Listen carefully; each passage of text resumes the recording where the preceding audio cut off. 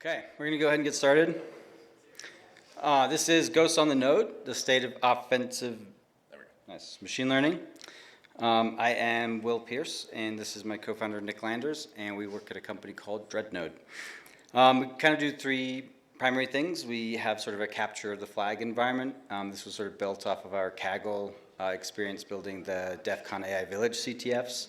If you're unfamiliar with it, it's a CTF environment hosted on Kaggle. And you can have a bunch of challenges that are around data science problems, sort of like your classic AI ML attacks, sort of your evasion, inversion, extraction, inference, and poisoning. We don't do poisoning typically because you have to have positive control. We also use cyber workflows, so a lot of the things we do are cyber evals, which are primarily with the AI labs and the governments, and we hook up LLMs to sort of malware and these offensive tools, and then we measure how they do. And then we have red team tooling. So you've seen some of our implementations drop over the last month. Basically, papers are dropping all of the time. And we try and have an implementation really quickly and then go assess whether it's better or worse, or if you just need to go back to hop, skip, jump. And we've only been around for a couple months, so if you haven't heard of us, then that's why. But I've been in the space for quite some time. So some of the first early research I did was sort of detecting sandboxes with neural networks and decision trees. It was really the first time that we saw AI and ML like hit a really valid use case, and it was almost the smallest use case for us. And that's always really useful when you can validate a simple use case, and then you can sort of scale into it such that 6 years on, we're legitimately using LLMs to find ODAs. The last talk Nick and I did together before this little bunch travel was 42, the answer to life, the universe, and everything, offensive security. And that was, we dropped the proof pudding research when we extracted a proof point model in production, and then every year I get some message that was like, hey, this was super helpful. Thanks for it. And proof points still haven't fixed it, so it's still available. Went into write counterfeit, did a bunch of talks, sort of overshot, went to the adversarial machine learning side, did some papers, bad citrus. That's where, reducing adversarial costs with model distances, and that was attack queries are really valuable. So sending traffic across the wire it can be expensive when you're looking at adversarial ML. If you think about if on an op we would on average run 1,500 commands, it takes 25,000 queries and for the simplest of models to find an adversarial example. So from an operational perspective, that's just not plausible, and a lot of our research is about like reducing the number of queries you need to do that. Fortunately, it's the academic implementations are one thing, and they're pretty easy to find efficiencies in, simply because the objectives are different. Then we went to, I did poisoning web scale data sets as practical, and this is where, because the data sets are so large, people don't host them. They can't license them. They have hosting issues. Google's not going to host somebody's stuff that they don't have a copyright to. So what data scientists do is they create these big lists of URLs where you can go find these data sets. So if you want to go train a model on like the Lion 5 billion data set, for example, you go to that data set, you'll pull down all the URLs, and you can go request the training data individually. The issue is that domains expire. And so what I did pretty early on, actually 2 years, I started buying domains in 2021, and then we ended up poisoning those data sets. So I ended up checking the registration of each of those data sets, and then if it was available, going to buy it. And if you need to know anything about the academic space, we wrote it. So I bought domains in 2021. We did the paper in 2022. It wasn't published officially until 2023. And so it was we've just been waiting for a paper effectively to get accepted to an academic conference. Meanwhile, anyone can buy domains and poison these models. And then I went, and this past summer I wrote the Black Hat machine learning course, which some of you might have taken. But it was sort of the first machine learning red teamy course at Black Hat. And so, it's kind of interesting being at this point where, we're kind of 6 years in, and we're having like a first sort of AI cybersecurity conference that's dedicated to this.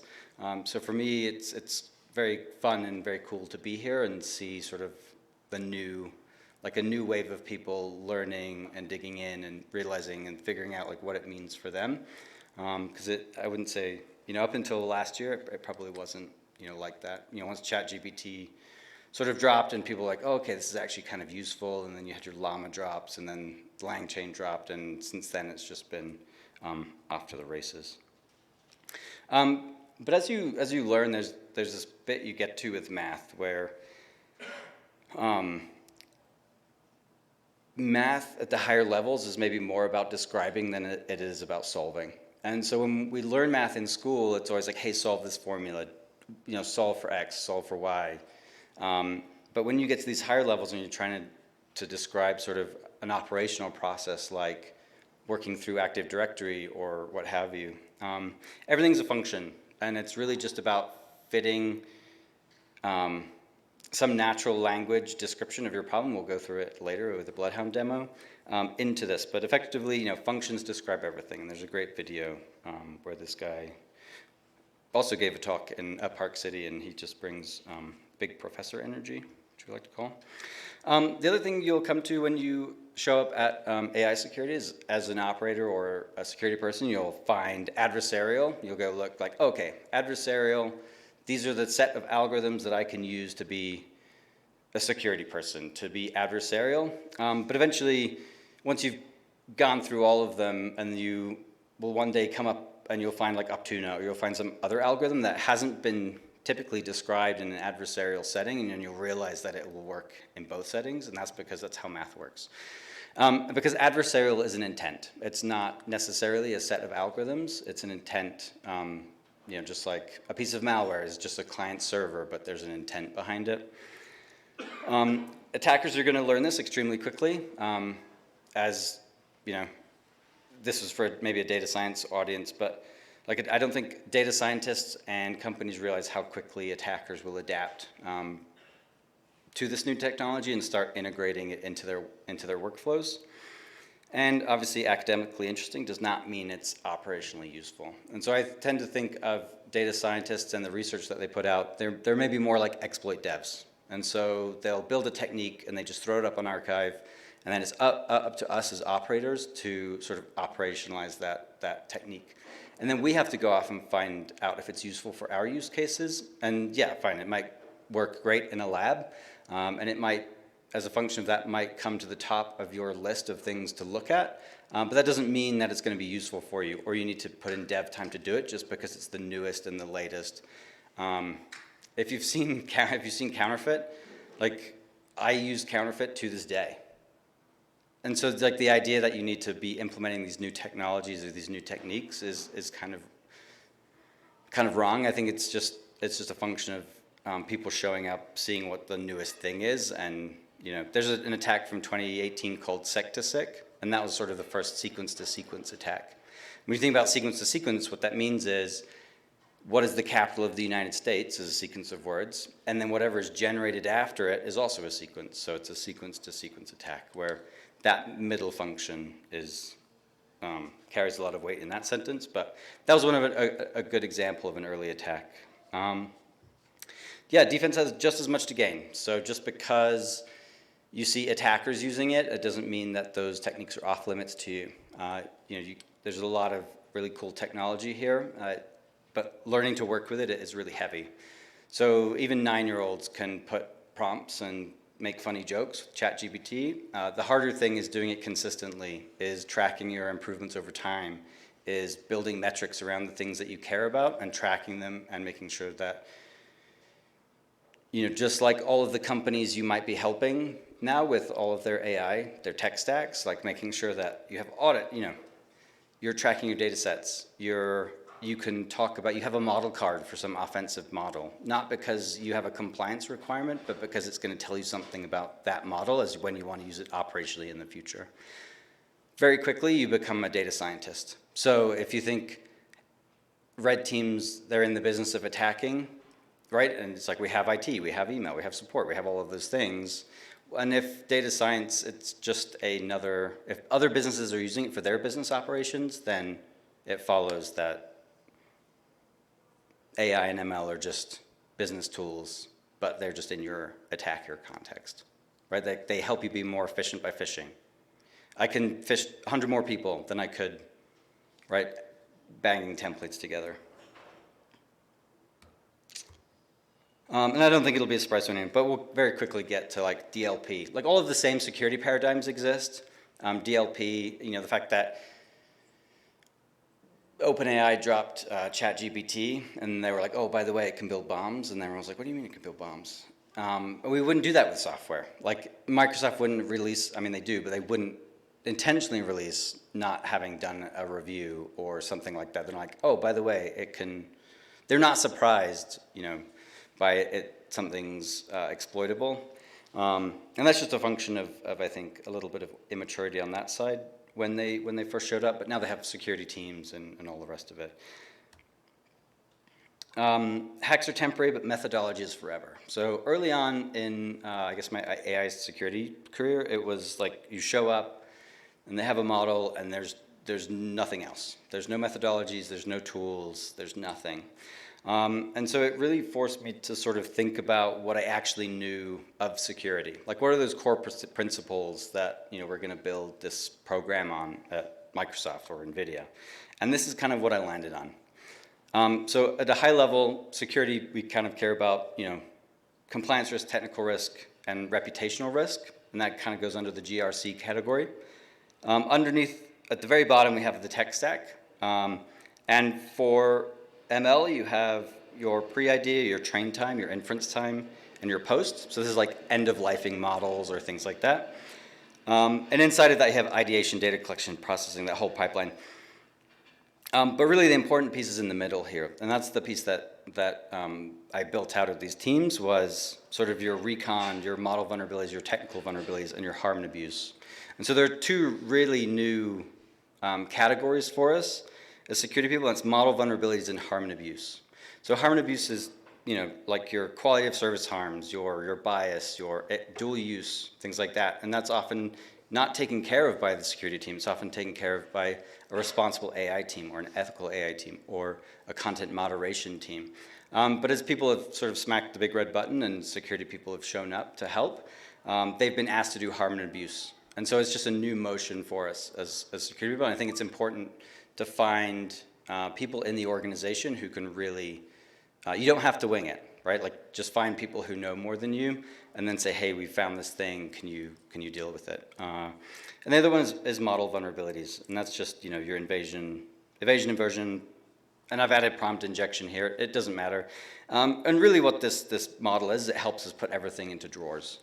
And so when there wasn't a methodology, I was just attacking models and there was sort of no driving force around what I was doing, the order of operations, the reporting, and it just got a lot. And so this is kind of where I got to.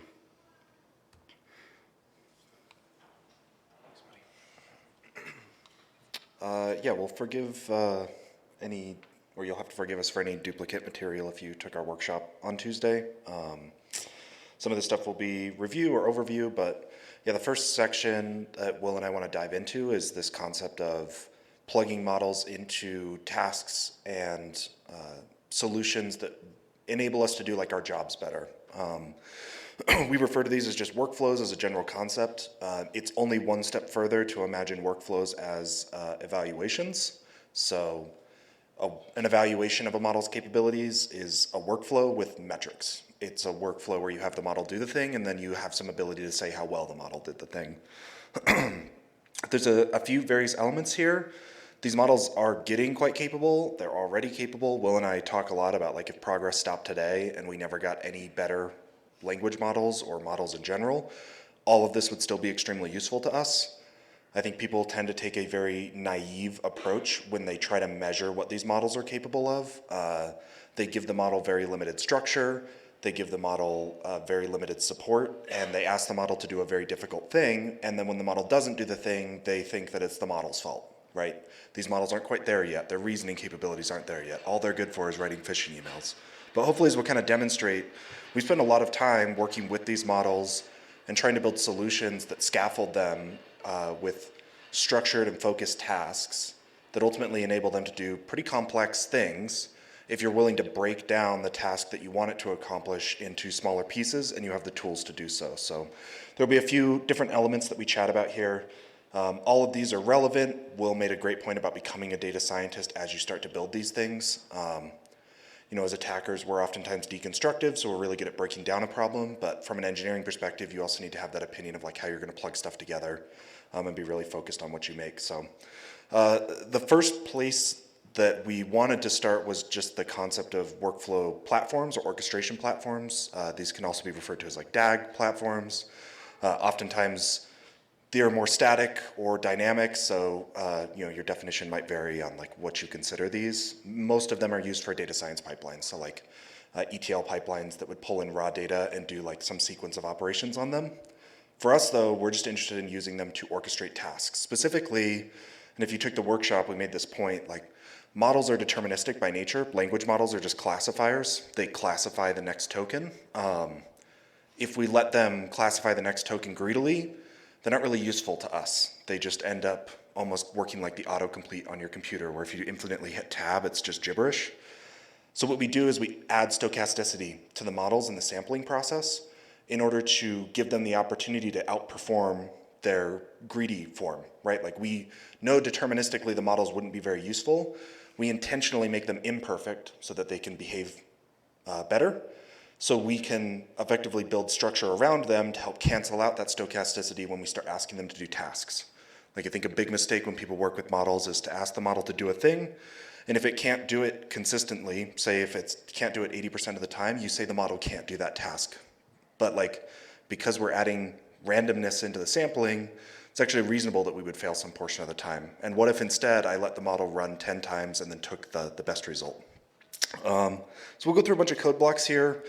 We have some libraries to chat about, ones we've built, ones we've tried out. You know, we've looked at a bunch of these workflow orchestration programs. It's a bit of a mixed bag depending on what you're looking for. Oftentimes they're very heavy, oftentimes they're very static, oftentimes they're really designed for like pure scaling and big data pipelines, whereas we more want them for just ordering tasks and structuring them. So here's an example of PEFT, which is one of our sort of commercial or production favorites, and all of them generally come with this concept that you define tasks that can get called from other tasks. PEFT makes a distinction between tasks and flows, but you get all the great things like caching, retry mechanics. We have a small lightweight framework that we built that we call Mark, and we demoed this in the workshop for those who were there. This is functionally a client-only flow library where you can establish intermediate steps, pass data between them. Each step gets implemented with a scope or loaded with a scope that you can feed variables into. And then at the end, all of it is just persisted to disk. So we have like polar storage, we have memory storage, we have JSON storage. You could put it in a PostgreSDB, it doesn't matter. But you effectively get all the information about what happened during the tasking process as you execute. And the flows can be dynamic and rearrange themselves. So if you want to come check that out, definitely help take a look at it. In the workshop, we wrote like the simplest wrapper with Mark and a rigging library we're going to talk about called rigging, and effectively asked it to go work on a CTF. We gave it basic primitives for running commands on the host, and it had all the instructions, and we just let it loop, and it was able to capture flags. In the larger models, we got up to like level 7, something like that. And it could be better. Like, point of the workshop was to show people that here's the naive approach. Now start thinking about what you would do to improve it, right? Like, you are builders. Your security people are like very smart with this. Like, they take problems and they figure out how to, you know, get new perspectives and new angles on them. So we'll release the notebooks and the slides for that soon, but definitely take a look at that. Another library we go over in that workshop that we use pretty heavily internally is called rigging. This is somewhat equivalent to, if people are familiar with DSpy or Outlines or LangChain. So all of these libraries trying to solve this idea of interacting with models and getting structured input and output to them. You could probably use a bunch of those frameworks in the same way that you could use a bunch of orchestration frameworks. We have some preferences for rigging, mainly because I really hate like heavy code and badly designed code at that. I'm a software engineer at heart, so all of rigging and Mark you'll see is like modern Pythonic interfaces that are extremely minimal. They're type hinted. You know, you're not going to come up against documentation that just describes a 17 parameter long KW arg structure that 90% of it you don't need. And underneath, rigging is backed by light LLM, which we'll go over, which makes it very flexible. But you get structured models out. All of this is XML underneath. We chose XML specifically, and Will likes this rant that I go on. People, I think, overvalue certain structured model outputs. I think JSON is like a good example of a format that just doesn't play well with models. It's not a natural language format for them to work in. They're not typically exposed to a lot of JSON text when compared to normal text. And JSON has a lot of really particular rules about escaping. Like if you're dealing with a lot of text inside JSON, there's a lot of small manipulations you need to make to that text to make it conformant. I don't know why everybody's obsessed with it. JSON is terrible for interacting with models. Models should ideally be worked with in a semi-structured way. The model is designed for outputting unstructured text, and we're trying to get structure out of that. So XML is a good example of a format that you can drop in and out of. I can be in the middle of a paragraph and do an XML tag and an XML stop tag. That part of the message is structured. The rest of the message doesn't need to be structured. So this is what rigging is all about. You can pull models out of messages and get them parsed underneath. We have validity checking here, so they're pedantic and they get validated. Essentially, if you use rigging and parse out a model and it gives you back that object, you know that that object parsed successfully and has the content matching the particular types that you want to use. So your code at that point doesn't need to worry about what the model did. We also have tool calling. This is just really easy when you have XML. We take these classes that, in this case, weather tool. You can add all these functions on it, annotate the classes. We pack up the entire class and convert it into a schema at runtime and give it to the model. You don't have to mess with parameter specs. The tooling calls by default are XML. But yeah, you can give the model executable or the ability to access all sorts of tools with just this using syntax here, which is exactly what we used for the workshop. We wrote the smallest class that exported a method that let the model execute an SSH command and then gave it to the tool. And most models can use this successfully. Like people oftentimes complain like, oh, I need an instruction tuned model. It's like, yeah, that's because you asked the model to do one of the hardest things, which is output fully structured JSON, and it didn't do it, and then you thought the model was crap as a function of that. Also some retry mechs underneath, so you can ask the rigging code to continually generate text until it parses as a model. So this is a good way for handling that stochasticity that we talked about. We've packaged all this up, and Will's going to go through a more in-depth demo of, say, a Bloodhound interface, but we actually have built specific harnesses. Like this is a harness in main cell we call Silicate that does automated vulnerability triage and exploit development for .NET code. And we can effectively pass it a set of binaries with a small description of the type of vulnerability we're looking for. And via workflow orchestration, we'll go through a multi-step process of identifying useful functions, analyzing call flow graphs, building out descriptions of required tools, and at the end, it will result in writing full exploit instructions for vulnerabilities that we didn't tell it about. So this is not just, hey, I'm gonna give you a bunch of source code and you tell me if a function is vulnerable. This is, hey, here's black box binaries. I'm looking for a vulnerability that will get me code execution. And not only that, but I want you to write me step-by-step instructions of how I do get code execution. And the models crush this. Like Mistral Large, even the Mixtral 8x7b can do this task. So like we're there. I don't know if you needed more convincing, but they're better at this than writing phishing emails in some cases. And then here's a little description of the metrics that we have tacked onto this. So once again, workflows are asking a model to do something. Oftentimes we want to measure how well it does that thing. That measurement might be for external evaluation, but it also could be for our own evaluation. It could be used to align the way we're prompting the model or the way we're collecting data to know when it's succeeding. But this is showing Mr. Large's latest model just smashing the scoreboard in the instruction rate. Its best instruction was like, got all of the details right, and a novice security expert could read through them and build this payload, which is something we used in real-world red team operations for years. All right, William. Sorry, did that come up faster than you thought? I knew it was coming. Speaking of, so we're going to go through a demo of what it might look like to have this workflow triage a Bloodhound environment. So this is a fairly common misconfiguration or relationship that you would find in Bloodhound. A user is a member of a group that has remote access privileges to a computer where a privileged user has a session. This is all coming out of the Bloodhound stuff that the SpectreOps guys have put out for the longest time.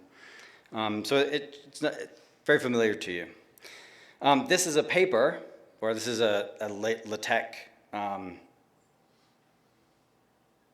block, yeah, that I put into Claude, and I asked it to write.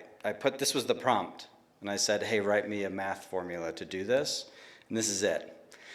And so I think this is a good example of how when you come to papers and you read them, what they're doing is they're abstracting the real life. And so they're putting something into numbers so they can start to work with it. And this is exactly what it looks like. And it reads the exact same way. So it's like, let you be the set of all users in Active Directory, right? That's going to be some list of things. And this is maybe a little bit of a joke. We're not going to go into this. I mostly just wanted to show you the difference between what we see and then how papers come out, but you understand this, you don't necessarily understand this, but it just takes time for you to go between this and this before you can sort of understand. You get like, oh, okay, this isn't that difficult. You know, it's just academics are writing for their peers. They're not writing papers for you. They're writing for their peers. But the implication of the relationship is obviously a user can log onto the host and grab privileged credentials and then go off to the races somewhere with that. But prompting a model, so how we kind of do this and we set it up with rigging is we parameterize a lot of prompts. So you say, you know, you are logged in as user, whatever your get UID is going to be. Go gather your relationships. Please look at these outgoing relationships. And here's $20 in a scratch off. Or, you know, please look at the single relationship. And I think the difference here is, please look at these outgoing relationships as plural. So it's a list of relationships that we're asking the model to choose from versus iterate through this list of relationships and just tell me if it's vulnerable. And so you have a lot of opportunities to set up sort of the tasks however they make the most sense for you in the environment or the tools that you're working with. But it is an important note because the more information you give a model, sort of the less focused that context can be. So, you know, where you say, hey, choose a relationship from this list, it might not choose the one you want it to choose. But if you can iterate through that list, you still get that LLM stochasticity but it's only looking at a single relationship, so you tend to get more even results. It's less sort of volatile in its output. This is a good example. I'll skip this. Well, actually, we'll go here. But like, scientists are modeled down. So for them, it's about observing those capabilities, saying, of this list of things, how many times do you choose the right one? Where we're more concerned with, we need accuracy, like on networks, like you can't just drop an agent in and have it like learn on the network. It has to know everything. And so any of the smaller steps you can make are always going to be more beneficial to you because you're going to have more control over them. And as you're starting to integrate LLMs into ops, like that's going to be a really important thing. Not only because it's not that models can't necessarily do it, it's just that you as a user want more trust. You want more control over that whole process. So we'll go back one. The other thing we get a lot of performance out of is just giving it help docs. So if you imagine you might have like the whole ghost pack set up where you would go say, hey, I have this power exploit command I want to run, like here's some help docs to help you structure it correctly. And models do really, really, really well with that. And so for almost all of our tasks, we add metadata or in rigging, we can do injects where we'll inject help docs, we'll inject context, or we'll parse it out. Let's see, and then coming back to this, we're all evaluators. So if you're not evaluating your model, you're basically you're still kind of a tourist being like, oh, ChatGPT's fun. But when you get to like the science and the experiments of it, like you need to be tracking, you need to be making sure that you have database, you have metrics to work with, you can optimize over them, you have some reasonable expectation or some ability to pivot from model to model. So you should have, 10 different models you can choose from and that you're always evaluating against, and that if whatever model you're using suddenly takes a hit in accuracy, I don't know, it happened a few months ago with OpenAI, which people woke up and it was kind of garbage. You want to make sure that you're always evaluating models, and new models are coming out like daily. So there's a new 8x7 model that came out at 3 a.m. that I was not downloading. But yeah, they come out all of the time. So people are always improving. You know, Grok came out, it's like 384 billion parameters, 600 gigs. You need 8 massive GPUs to run it. But the idea that you're going to have to rely on big providers for these quality models is not going to be true forever. They are really good, and you can get access to them, but it's not going to be true forever. And of course, when I started, it was always like, no, maybe this will be a thing, maybe it won't. But I think we all, at this point, know what AI might be capable of, but I think we're primarily interested in what it actually is capable of. And so whether that means being less scientific and more operationally driven, that's what we're willing to sacrifice that, because ultimately we're not scientists. We're not trying to push papers. We're trying to help people hack networks with LLMs. But you know, the abstractions get layered on quickly. So it's like, you want to do, you know, you want to be able to work with every model under the sun. Okay, well, here's light LLM, right? That's an abstraction. Oh, you want to be able to orchestrate it. Here's rigging. Oh, you want to be able to, or sorry, you want to manage that interaction. Here's rigging. You want to be able to orchestrate it. Okay, here's another thing. You want to track experiments. There's ML flow, right? And now all of a sudden you have this whole pipeline of tech that you need to manage and upkeep, and it's a lot different than asking in a terminal like, hey, how do I run this PowerShell command? And the proportion of work performed by ML and AI will now never be 0. So going into the future, I think there was always that, is it going to happen? Is it bubble? Whatever. And I think we're kind of over that at this point. And we can sort of reasonably say that the proportion of our work and everyone's work will never be 0 going into the future. For security people, that means it's sort of our responsibility. I gave a talk at Wild West Hacking Fest a long time ago. And one of my points was like, if it was, you know, it's always apparent, like, to me, if that ML was going to be a thing, then security was going to have a say. If security has a say, then like, who's ultimately responsible for the policies for protecting it? Is it a SOC team? Is it a data science team? Is it your responsible AI team? Right? And everyone has disparate skills, and those responsibilities I don't think are very, they're not well defined yet. But you know, with the AI EU Act and whatnot, it's becoming much more apparent. Okay, so we're going to do Bloodhound. Basically, this is sort of a tool. We set up our prompts, and we have workflows that we run through. We use a Cypher client, and this is a generator, so we've just generated a random environment. So we go and get we go get the user relationships, we go get an is exploitable task, and then we just map it out.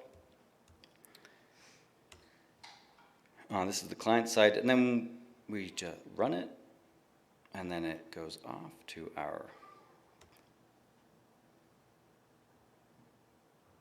thing. So this is just a workflow running, and you can kind of see it's just on its own. So we've set up these tasks, and we go through them, and it's saying, hey, go get these relationships, here are the relationships, look at this relationship, tell me if it's vulnerable. If it's vulnerable, explain how it's vulnerable, and then give me a command to exploit that relationship. And because it's vulnerable, because we got to this task, we save that whole conversation off as a data point. And so now we're sort of throwing off training data for you to go and fine-tune a model on, train a model on, go analyze, like whatever you might want to do. And this is such a core part of that evaluation. So if you want to bring LLMs into ops, having those evaluations is I mean, you almost can't have LLMs in ops without evaluations. And there's a couple different ways you can go about doing this, but let's see. So I know we get 18 tasks in here.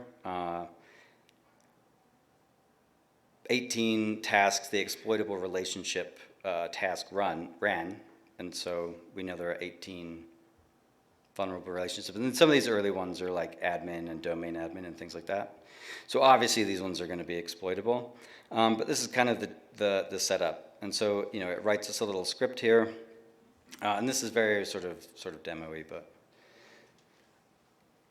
you can kind of see how how it goes through. And you can parallelize this. You can ship it off to ECS. Like it's very very cool, very fun. I'll add like one point. If there's a takeaway from this graph, it's like you look at that chart of all of those green bars. Those are like what fragmented tasks look like. Like when somebody says a model can't do a thing and you look at their prompt and it's like mountains long of rules and guidance and all these multi-long steps, and then the model like kind of does okay and they make some call off of that. Like that's one of these bars. So it's like, why are people treating these models like they could do all of these subtasks in one go? It's honestly a bit ridiculous. Like I think people just aren't looking at this technology right. This technology is a capability, it is the future, but it's like there's a big long walk from GPT-2 completing Shakespeare up to models being AGI. And it feels like people just don't care about the gradient in the middle or wonder how long we'll be there. Can I move on or? Yeah. Okay. I think Cool. we'll get to agents pretty quickly. So like, I know we've demoed this, but having conversations over the last few weeks and looking at the workshop, it's pretty clear like models will be good enough where we'll have agents that serve people. So yeah, this is another section from the workshop for those who are there. I won't spend too much time on this. I think it's interesting to pivot from this sort of workflow orchestration over to the other side, which is like, all right, this technology can empower us, but in the same way, this technology represents a new piece of technology that will be a new sub-focus for security people. So Will and I are extremely passionate about the AI security subspace, that discipline. It will be created from both data scientists and security experts. You know, people like Will Schrader mentioned in their talk this like concept of shared vocabulary and the difficulties there. And from our perspective, it's like, yeah, there's a lot of math. And as a security person, like these models are really fascinating and they're really interesting technology. But it does take a mindset shift to start thinking about them properly.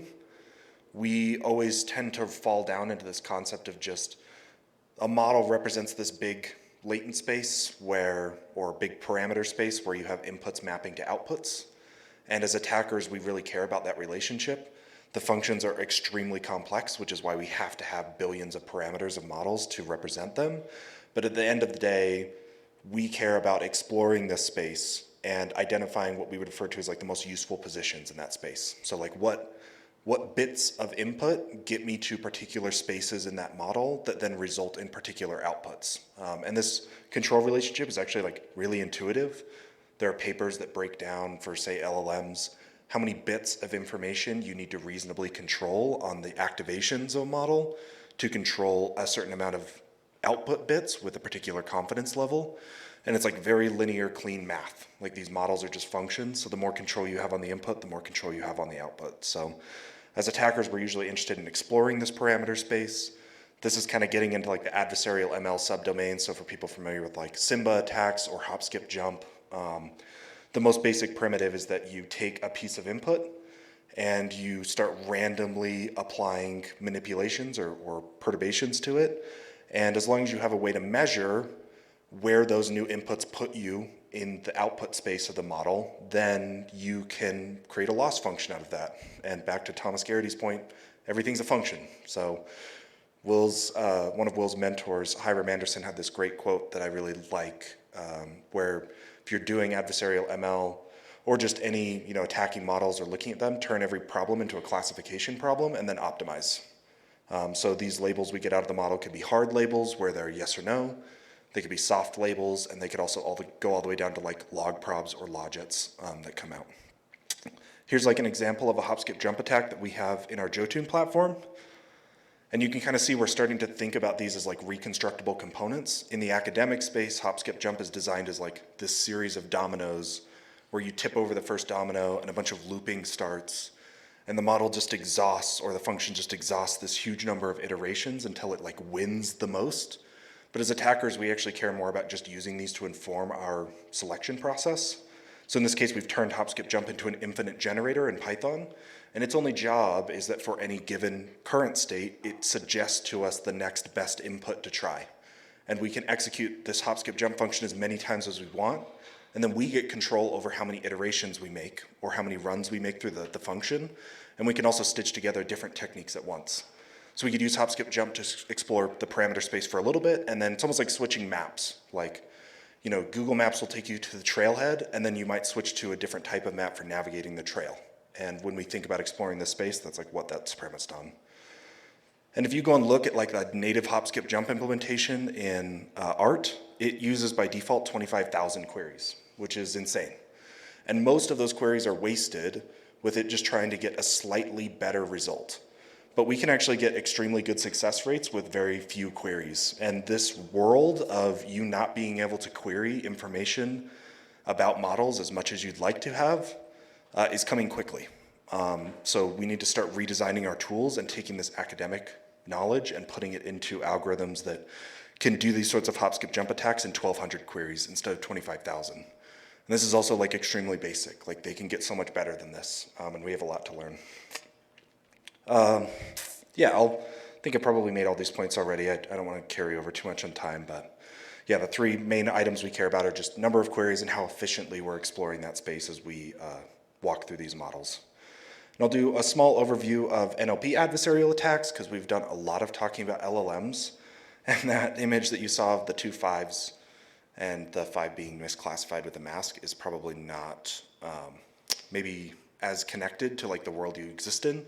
You wonder what these attacks look like for ChatGPT or any LLM, and you know they've kind of transitioned through different phases, all the way from like really basic synonym stuff up to like very modern attacks.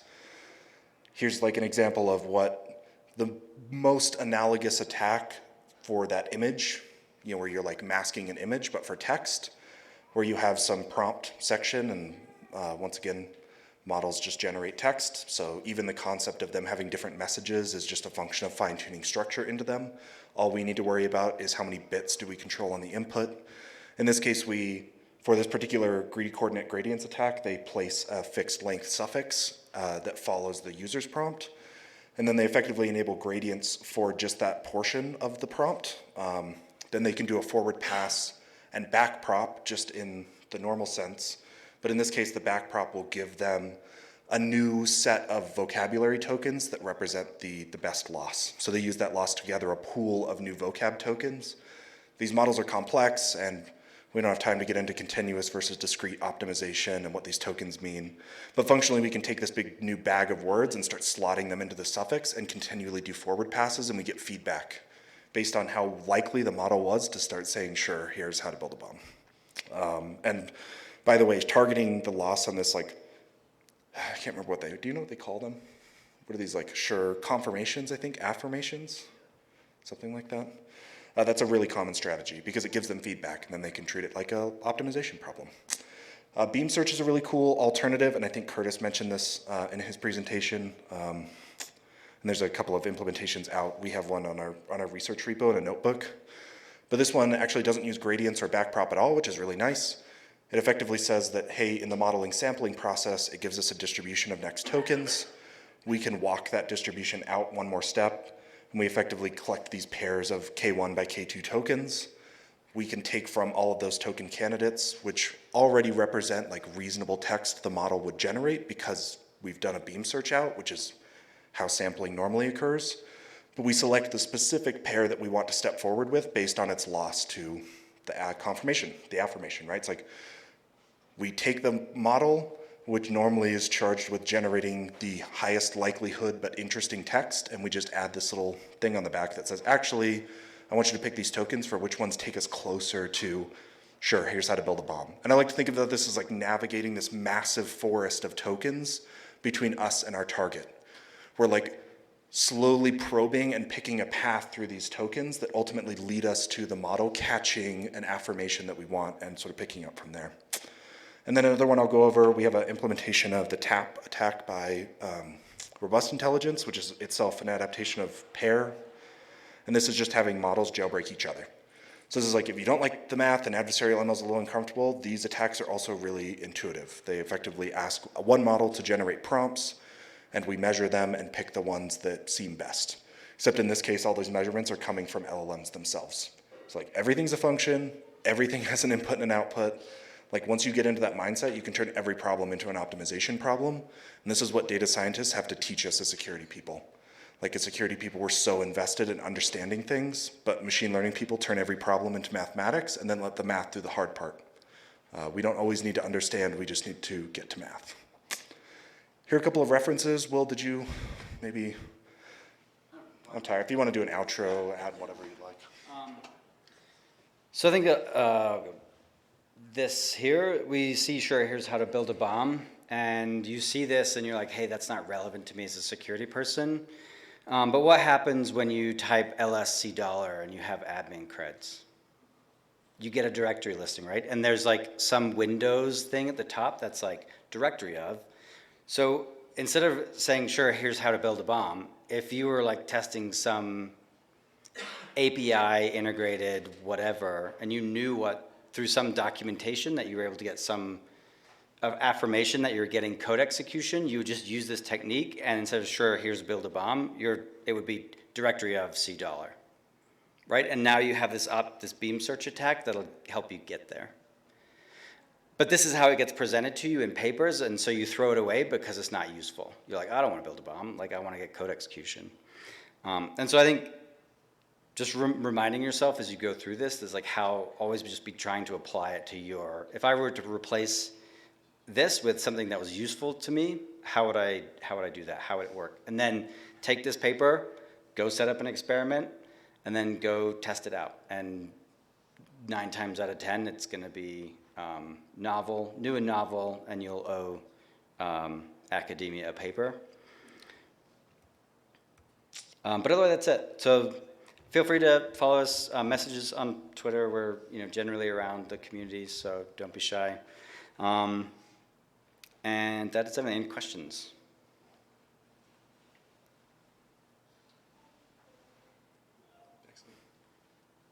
Can you maybe elucidate a little bit on the kind of parameters you use for success when using an LLM to attack another LLM? Like what metrics of success do you use? It's the same one. So for us, it's like if we're looking for code execution, if we're looking for sure how to build a bomb, if we're looking for bias. It's like, you come up with scope, whatever your scope is, and you're like, hey, what's the objective of this attack? Set that as what you want on the out, like your binary, is this a banana, yes or no? That's your worst case. And then everything before that is just trying different algorithms, trying different tests, having your metric, and then, the idea that you're gonna have like one attack that works every time is gone. Like when we had MS-08, 067, or whatever it is, the eternal blue stuff, and you could just go get code execution everywhere, and that just worked everywhere. That won't be the case here. So there's some strategies on the out when you're like running an attack, and this is what Nick was talking about earlier, when we might need to switch.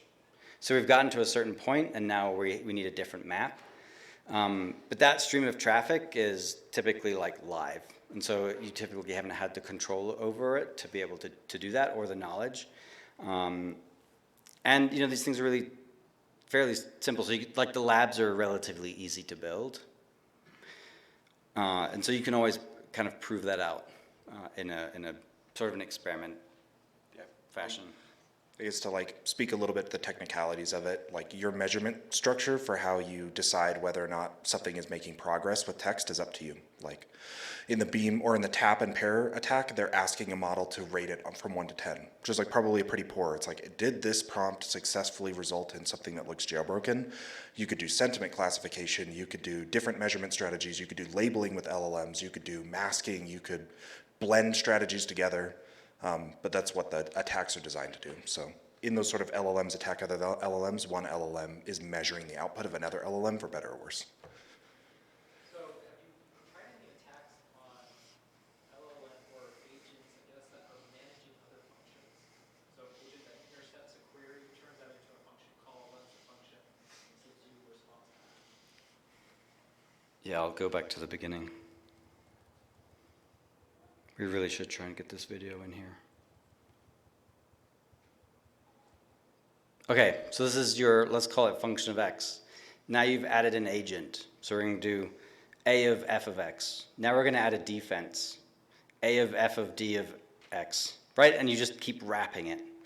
And so when we did like the AMSI attack, it was like malware, not malware. Basically, we took 500,000 PowerShell scripts, ran it against AMSI, collected a data set.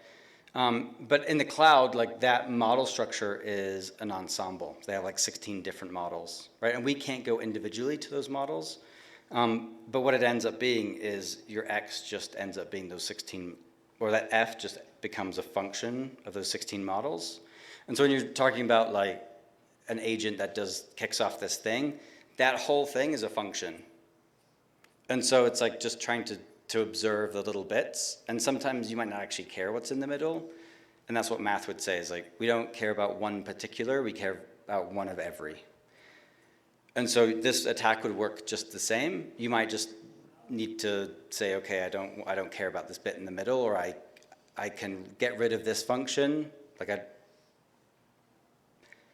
I can get rid of this function and it'll be more successful or less noisy or, you know, whatever it might be. And I think that's you know, when we get to the beam search or any of these attacks, as long as you can get output, you can optimize. As long as you can get your yes, no, I got code execution, I didn't, you can work back from there. So if you're working with an agent, 10 agents, 50 agents to orchestrate a task, you might get lost and you might have to like set up some more complicated processing. But that's kind of the beauty of math is if you set up your functions correctly and you have reasonable expectations, it will a lot of times do the hard work for you.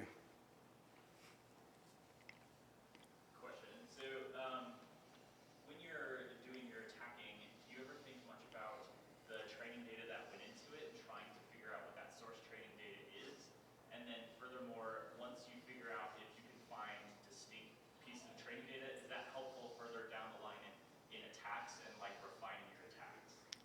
Certainly can be, like depends. So I think there's like two things that have come, or they put a mousetrap up here. Convolved. What's that word? Convolved. Conflated, that's the word I'm looking for. So like when you're looking, so inversion attacks or inference attacks, for example, like the SSA puts out the valid range of social security numbers. And so you could go ask a model, hey, complete this social for me. And as a function of it having seen that social security number before, it will be more confident in its output. And so if you do every single one, you're going to get a distribution of those. And you could probably just cut off the tails, you know, that classic. And then you would know, like, these socials, it was probably trained on. When you start getting to attacking models and looking for particular types of information, you're sort of back to that optimization process where you're like, I think I'm looking for an API key. I think I'm looking for something with this structure. And so in your input context, you're always going to be trying to add more and more information, and whether that comes from documentation, whatever. But it's really hard to know in a black box sense, like what, you know, that model has been trained on because the spaces are so large. But A really good quote, by the way. I'm going to put this one on our slides. I think like an intuition, a really strange intuition to have is like we're moving into a space where there are infinite solutions to our problems, but they're very hard to find. But like when you ask, you're asking questions like, would this help? It's like, yeah, it might help, but there's infinite other ways that you could use data to help you, and it doesn't really matter which one you use. Like, it's all about try a thing, measure the thing, and that's what academia does with data scientists. Like, they don't worry as much about why logically it makes sense to use a particular activation function. They just try two and then pick the one that works best. So I think to your point, it's like, yes, it's a good question, but it also is kind of overshadowed by this idea of like, yeah, you could probably suggest 10,000 things you could do, and I would say, yeah, all of them might help. And it's a weird space. You know, you don't, it's like data scientists don't care about your piece of malware. Like we're so interested in like our Cobalt Strike, our Slingshot or whatever. And data science is like, no, what about like one of every different type of malware? So it's a strange place to get to. We had another question in the back, and I think this will be the last one. I was just going to ask if you tried any of these techniques like on GPT, like the App Store on ChatGPT. Oh, yeah, it all works. There are no defenses currently. So, like, it's just a matter of trying things. we'll get there with defenses, and we talked about it a little bit, like all of the familiar, like the DLP, like the fact that DLP already isn't on the out for a lot of these LLMs is a little silly, because we already have all of these tools, and they're like, oh, it's leaking socials. It's like, okay, well, we have a thing for that. And typically, DLP has been fairly useless on networks, because we, as attackers, encrypt our traffic, but LLMs aren't like that. And so eventually, like, oh, hey, can you base 64 this so we can get past DLP? And we'll get there. But people, I think, are still figuring out how to deploy models at scale as much as anyone else is. So, any question? Good? Yeah. So I'm kind of curious what your thoughts are on like, what do you see as the biggest like faux pas like approaching this subject matter? So Yeah, it's going to be a lack of respect for the academic community. So like for the last 6 years, that's where I've been. And like this is new for a lot of folks. And so I think it's like there's a lot of work that has already been done from a security standpoint. And I think it's so classic of security folks to show up and be like, this is how it is. Right? And that was me when I began. And if you step out and you like go and solve their problems in the way that they want to solve them, you're going to have a much easier time working with them than if you try to come up with your own vocabulary.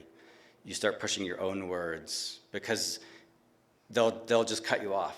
So like you just can't communicate with them, right? And that's arguably one of the best values that I bring is that I can communicate with both communities. Right? It's like I'm that universal translator. And I think that can be really impactful when you want to make change in the data science org. Because if you show up and you're using words that they don't understand, they're going to throw your report away. They're like, okay, this guy doesn't know what he's talking about. Right? And we saw that in the web app world, like when we were like, hey, you can't keep that database on your desk anymore. So we're kind of going through those motions, and I think we're doing a much better job this time around of recognizing of that, but it's definitely something that you need to be cognizant of, and making sure that those messages are transmitted and understood, and that you not just understand it, but you start working it into your own documents, your own talks, your own whatever. And so it's just it's a learning process all throughout. And I learned fairly early on, you can, if you're ever uncomfortable, you can always lean on your security experience. Just be like, hey, this is new for me, or I'm just the security guy. Okay, yeah, we're gonna wrap. You're welcome.